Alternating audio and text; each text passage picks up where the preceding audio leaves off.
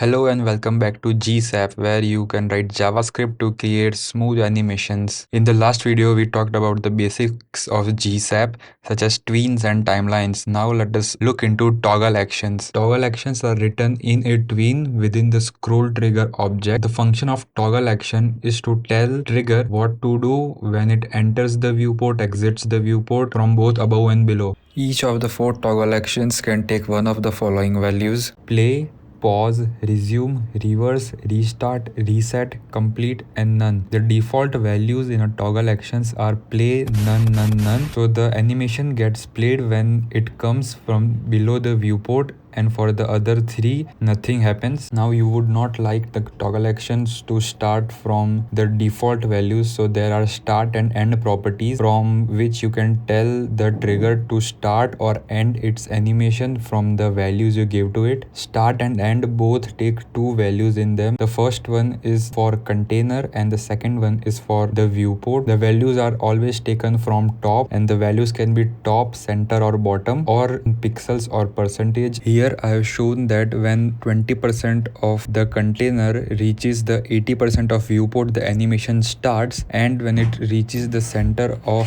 the viewport and the container, the animation stops. Now to give you a visual cue about when the animation will start and stop, we use markers. The value of markers can be true or false. Markers are useful when creating a scroll trigger. Next is scrub. The value of scrub can be true or false, and it is used to animate the trigger while you are scrolling. Scrub also takes a number which is measured in seconds. So if I give a scrub of 1, it will catch up to the scrolling speed in 1 second. Pinning can take your scroll based animation to a whole new level. For example, if you see this animation, it is applied to the blue container, but the trigger is the green container. The blue will go 300 pixels forward and 300 pixels upward with rotation of 360 degree, and it will start when the green container's center hits the viewport stop and ends at bottom top. So if you see the animation, it will go something like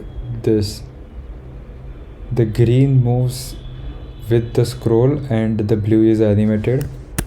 But if I now say pin true,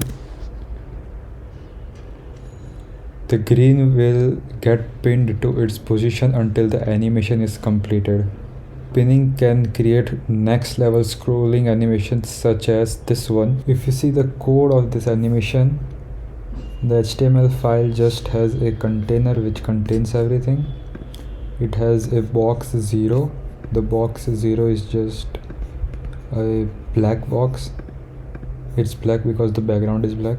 And then the box 1, 2, 3, 4 have 4 different colors. As the box 1 is the parent container, it has a position of relative, and the other 3 boxes have a position of absolute, as they are coming on top of each other with Z index increasing from box 1 to box 4. As for the scroll trigger, I have created a timeline for box 2, 3, 4 starting at so and so position, and then created a custom scroll trigger with animation running timeline. It will trigger for box 1 and start when box 1 stop hit the viewport stop, and end plus minus 50 seconds. If you don't know what this is, you can watch my previous video. And scrub is true to make the animation work when I scroll by my mouse, and pin is true to pin the box 1 to its place. If you see, this is box 0, but as I scroll, box 1 appears, and then when both the tops meet together, it gets pinned,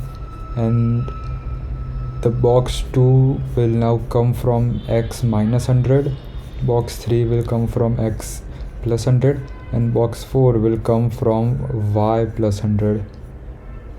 And that's the animation, and that's it. That's the basic of scroll trigger and how the animations work. If you found the video useful, please like the video, and there is a button just to the right of like. It's something like subscribe, so also click on that. Thanks for watching. Peace out.